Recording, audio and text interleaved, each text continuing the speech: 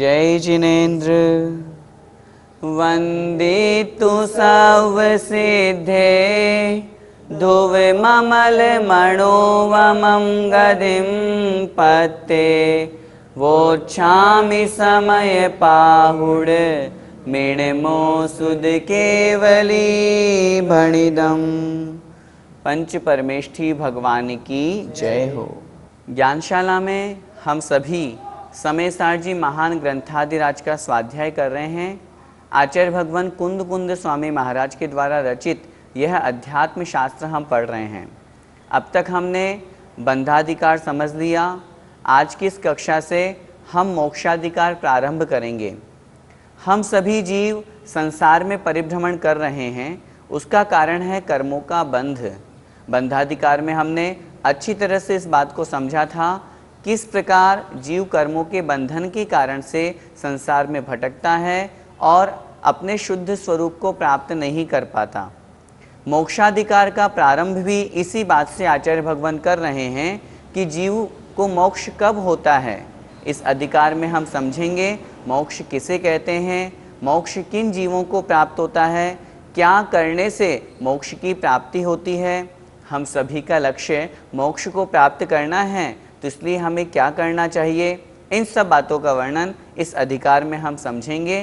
तो आइए प्रारंभ करते हैं मोक्षाधिकार गाथा क्रमांक 308। जह नाम को विपुरिसो, बंधन यम ही चिरकाल पड़िबद्धो,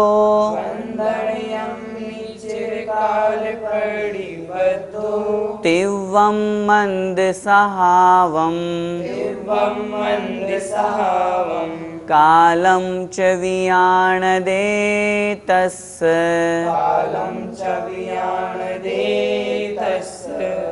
आइए गाथा का अर्थ देखते हैं। जहनाम को विपुरिसो, जह मतलब जैसे, जिस प्रकार, नाम मतलब नाम वाला, कोवि मतलब कोई भी, पुरुषो मतलब पुरुष।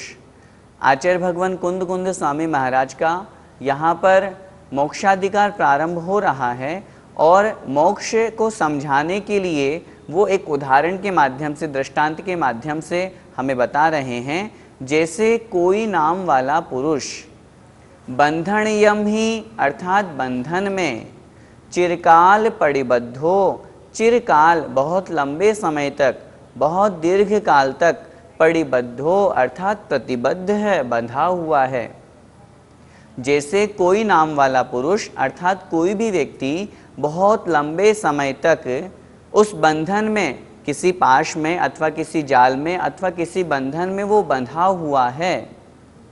तिव्वम मंद सहावम, तिव्वम अर्थात तीव्र, मंद अर्थात मंद, सहावम अर्थात स्वभाव को, तीव्र स्वभाव को और मंद स्वभाव को। वह जो बंधन में बंधा हुआ है, उस बंधन की तीव्र स्वभाव को अर्थात बहुत अधिक जकड़ा हुआ है अथवा बहुत ढीला जकड़ा हुआ है, बंधन में बंधा हुआ है, उस स्वभाव को, कालम च और काल को भी, काल मतलब समय को भी। समय से तात्पर्य वह कितने समय तक रहेगा, 2 महीने तक जेल में रहेगा अथवा 6 महीने तक रहेगा, अथवा वह जिस स्थान पर बंधा हुआ है, जिसको बांधा है, वो कितने समय तक रहेगा, वह उस काल को भी, च मतलब और, वियाणदे अर्थात जानता है, तस्य अर्थात उसके, उसके किसके, कर्म के बंध के। यहाँ तो पहले तो उदाहरण दे रहे हैं, इसलिए यहाँ कर्म नहीं लगाना है, यहाँ तो सामान्य बंधन की बात चल रही है। उदाहरण को एक बार फिर से देखें। जहनाम को विपुरिसो, जह अर्थात जिस प्रकार, कोई नाम वाला पुरुष। आचार्य भगवान की सबसे बड़ी विशेषता है, वे उदाहरण के माध्यम से हमें समझाते हैं। पहले दृष्टांत देते हैं, फिर दृष्टांत समझाते हैं। तो दृष्टांत में यहाँ कह रहे हैं, जैसे कोई नाम वाला पुरुष बंधन यमी अर्थात बंधन में, चिरकाल पड़िबद्धो बहुत लंबे समय तक बंधा हुआ है अथवा बहुत लंबे समय से बंधा हुआ है, बहुत लंबे समय से वह उस बंधन में बंधा हुआ है। और बंधन के तिव्वम मंद सहावम, अंत में दिया हुआ है तस्य, तस्य मतलब उसके, उस बंधन के, तीव्रम मंद सहावम, तीव्र अथवा मंद अर्थात कमजोर, सहावम अर्थात स्वभाव को, कालम च और उस बंधन के काल को भी वियाणदे जानता है। चूंकि आज की इस कक्षा में हम 3 गाथाएं पढ़ेंगे जो एक साथ दी हुई है, जिसमें प्रारंभ की 2 गाथाओं में दृष्टांत उदाहरण है और फिर तीसरी गाथा में आचार्य भगवान दृष्टांत अर्थात सिद्धांत समझाएंगे। इसलिए अभी ये बात पूरी नहीं हुई है, अगली गाथा में ये बात पूरी होगी। अभी इस गाथा में हमें क्या समझना है, जैसे कोई नाम वाला पुरुष बहुत लंबे समय से किसी बंधन में बंधा हुआ है, वो उस बंधन के तीव्र और मंद स्वभाव को भी जानता है और उसके समय को भी जानता है। और आगे की गाथा में हम 309 नंबर की गाथा में इस बात को पूरा करेंगे। आइए इस गाथा का हम भावार्थ समझते हैं। जैसे बंधन में बहुत समय से बंधा हुआ कोई पुरुष उस बंधन के तीव्र मंद स्वभाव को और उसके काल को जानता है। आगे अगली गाथा में इस बात को पूरा करेंगे। देखें गाथा क्रमांक 309 नंबर की गाथा से पहले 308 नंबर की गाथा का पद्यानुवाद देखते हैं। मैं पाश से कसा करके कसा हूँ, बंधानुभूति करता चिर से लसा हूँ। यो बंध बंध फल बंधित गीत गाता, कोई मनो पुरुष है तुमको दिखाता। इस पद्यानुवाद में आचार्य श्री इस गाथा का भावार्थ बहुत अच्छी तरह से समझा रहे हैं कि जैसे पाश का मतलब बंधन, बंधन में कोई कस के बहुत अच्छी तरह से कसा हुआ है, मतलब बंधा हुआ है, बंध की अनुभूति भी बहुत लंबे समय से कर रहा है। इस प्रकार वह जीव बंध और बंध के फल दोनों से बंधा हुआ होकर के गीत गाता रहता है। मनो अर्थात मानो कोई पुरुष इस प्रकार से बंधन को जानता है, अर्थात सिर्फ पहचानता है। और आगे क्या कह रहे हैं देखें गाथा क्रमांक 309 में। जदिण विको वदिछेदम न मुंचदि तेण कम बंधेण,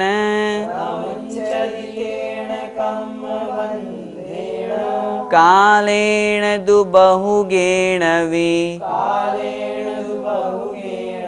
णसो नरो पावदि विमोक्षम। गाथा का अर्थ देखें। यदि नवि कुवदि छेदम, यदि अर्थात यदि वह जीव, नवि मतलब नहीं करता है, कुवदि मतलब करता है, छेदम अर्थात छेदन को, नमुंचदि तेण कम बंधेण, नमुंचदि नहीं छूटता है, तेण मतलब उस, कम बंधेण कर्मों के बंधन से। पिछली गाथा में हमने क्या समझा था, जैसे कोई नाम वाला पुरुष है, बहुत लंबे समय तक वह बंधन से बंधा हुआ है, वह उस बंधन के तीव्र और मंद भाव को, स्वभाव को भी जानता है, काल को भी जानता है। परंतु अब वहां तक बात हो गई थी, अब उसके आगे यहाँ कह रहे हैं परंतु यदि वह जीव नविकुवदि छेदम, उस बंधन का छेद नहीं करता है, नमुंचदि तेण कम बंधेण, तो फिर वह कर्मों के बंध से नहीं छूट सकता। क्या मतलब, सिर्फ जानने मात्र से कुछ नहीं होगा, जानने के साथ में तद्रूप आचरण भी करना जरूरी है। उसने उस कर्मबंध के स्वभाव को जान लिया, जानने के पश्चात जब तक वो उस बंधन को नहीं तोड़ेगा, उसको नष्ट नहीं करेगा, समाप्त नहीं करेगा, तब तक वह कर्म के बंध से नहीं छूट सकता। कालेण दु बहुगेणवी, आगे कह रहे हैं आचार्य भगवान, कालेण अर्थात काल में, दु मतलब परंतु, बहुगेणवी अर्थात बहुत काल में, बहुत समय होने पर भी। कहने का तात्पर्य है यदि वो उस बंधन को नहीं काटता है तो बहुत समय होने पर भी, नसो नरो पावदि विमोक्षम, न मतलब नहीं, सो मतलब वह, नरो मतलब मनुष्य, वह पुरुष, पावदि प्राप्त करता है, विमोक्षम अर्थात मोक्ष को, न मतलब नहीं, अर्थात बहुत समय हो जाने पर भी वह मनुष्य मोक्ष को अथवा उस बंधन से छुटकारे को प्राप्त नहीं कर पाता है। उस बंधन से छुटकारे को प्राप्त कब हो पाएगा? जब वो उस कर्म के बंध को छोड़ेगा, उस कर्म के बंध को नष्ट करेगा। क्या मतलब? पिछली गाथा से इस गाथा को हमें जोड़ना है।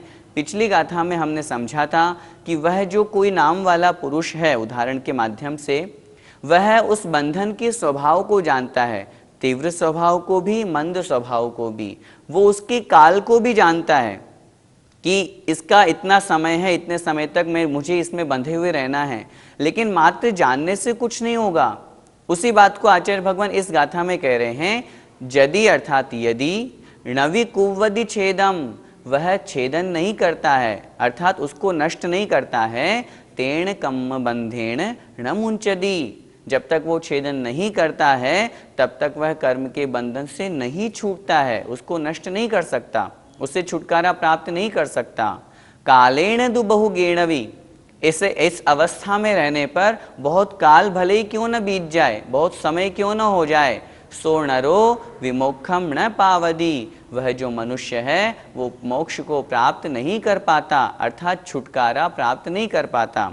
जिस प्रकार जो बंधन से बंधा हुआ व्यक्ति है, जब तक वो बंधन को दूर नहीं करेगा तब तक वो उस बंधन से नहीं छूट सकता, उसी प्रकार जब तक यह जीव कर्म के बंधन को नहीं छोड़ता है, उस रूप प्रयास नहीं करता है, तब तक यह जीव भी कर्म के बंध से नहीं छूट सकता, अर्थात मोक्ष को प्राप्त नहीं कर सकता। उसी बात को अगली गाथा में दृष्टांत के माध्यम से आचार्य भगवान समझाएंगे। हम इस गाथा का भावार्थ देखते हैं। यदि वह उस बंधन का छेद नहीं करता है तो वह उस बंधन से नहीं छूट सकता, और बंधन के वश हुआ वह मनुष्य बहुत काल में भी छुटकारा नहीं पाता। अर्थात यदि उसे छुटकारा प्राप्त करना है तो निश्चित रूप से उसे बंधन के उस वश से छूटना पड़ेगा और उस कर्म के बंध को नष्ट करना पड़ेगा, ताकि वो उस कर्म से छुटकारा प्राप्त कर सकें। इस गाथा का पद्यानुवाद पढ़ते हैं। पे बंध को यदि नहीं वह छोड़ता है, हा जान बूझ कर भी नहीं तोड़ता है, पाता न मुक्ति उस बंधन से कदापि, दुस्सह्य दुख सहता चिरकाल पापी। अर्थ बहुत सरल है। आचार्य भगवान ने बहुत सुंदर शब्दों में यहाँ कह दिया।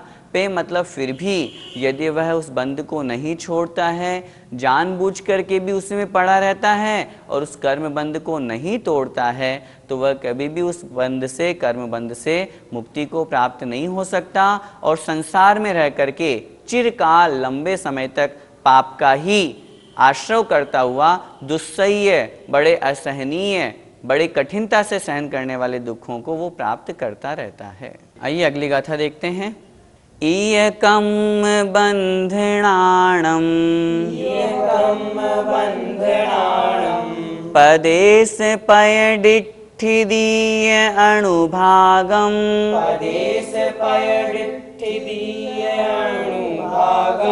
जानन्तो विणमुञ्चदि, मुञ्चदि सौवे जदि विशुद्धो। बोलिए।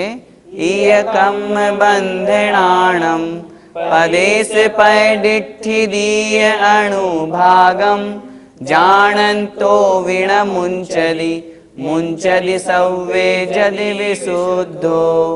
इयकम बंधनाणम पदेश पयडिठ्ठिदीय अणुभागम, जानन्तो विणमुञ्चदि, मुञ्चदि सौवे जदि विशुद्धो। पिछली दो गाथाओं में दृष्टांत के माध्यम से समझाया, अब इस गाथा में दृष्टांत सिद्धांत बता रहे हैं। अर्थ देखें। इयकम बंधनाणम, इय मतलब इसी प्रकार यह जो जीव है वह कम बंधनाणम, कर्म के बंधनों को या कर्म के बंधनों के या बंध के, पदेश पैडिठ्ठिदीय अणुभागम, पदेश अर्थात प्रदेश, पयड़ी अर्थात प्रकृति, डिठिदी, ठिदी का अर्थ होता है स्थिति, और अणुभागम अर्थात अनुभाग को। इस प्रकार यह जीव कर्मबंध के प्रकृति, प्रदेश, स्थिति और अनुभाग को जानंतो भी न मुंचदी, जानंतो भी जानता हुआ भी न मुंचदी नहीं छूटता है। क्या मतलब? पिछली जो 2 गाथा हमने पढ़ी उनका संक्षिप्त भाव एक बार फिर से यहाँ हम स्मरण करते हैं। जिस प्रकार कोई नाम वाला पुरुष है, वह बंध में बंधा हुआ है, बंधन में उसके मंद और तीव्र स्वभाव को भी जानता है, समय को भी जानता है, लेकिन मात्र जानने से वह उस बंधन से मुक्त नहीं हो सकता, अपितु जब तक वह उससे छूटता नहीं है तब तक वह उस कर्म के बंधन से मुक्त नहीं हो सकता। तह अर्थात यह, उसी प्रकार यह जीव कर्म के बंध के प्रकृति, प्रदेश, स्थिति और अनुभाग, जो 4 प्रकार के बंध के भेद कहे गए हैं, जानन तो विण मुंचदी, इनको वह जानता हुआ भी नहीं छूटता है। क्यों नहीं छूटता है या कब छूटता है? मुंचदी सव्वे यदि विशुद्धो, मात्र जानने मात्र से वह कर्म के बंधन से नहीं छूट सकता। मुंचदी छूट जाता है, सव्वे मतलब सभी कर्मों से, यदि मतलब यदि, विशुद्धो वह विशुद्ध होता है। लेकिन जब वह जीव विशुद्ध हो जाता है, रागादि भावों से रहित हो जाता है, तो वह कर्मों के बंधन से छूट जाता है। मात्र जानने मात्र से नहीं छूटता, जब वह शुद्ध होता है, वीतरागी होता है, तब वह उन कर्मों के बंधन से छूट जाता है। यह समझना चाहिए। भावार्थ देखें। इसी प्रकार जीव कर्म बंधनों के प्रदेश, प्रकृति, स्थिति और अनुभाग को जानता हुआ भी कर्म बंध से नहीं छूटता है। यदि वह रागादि को दूर कर शुद्ध होता है तो संपूर्ण कर्म बंध से छूट जाता है। इस गाथा का पद्यानुवाद पढ़ते हैं। त्यों कर्म कर्म स्थिति कर्म प्रदेश जाने, ओ कर्म की प्रकृति ओ अनुभाग माने, छोड़े न बंध यदि जान सराग होते, होते न मुक्त मुनि मुक्त विराग होते। स्पष्ट 2 पंक्तियों में अंत में कह दिया आचार्य भगवान ने कि जब तक मुनि बन करके विराग, राग से रहित नहीं होते हैं तब तक मुक्त न होते। जय जिनेन्द्र।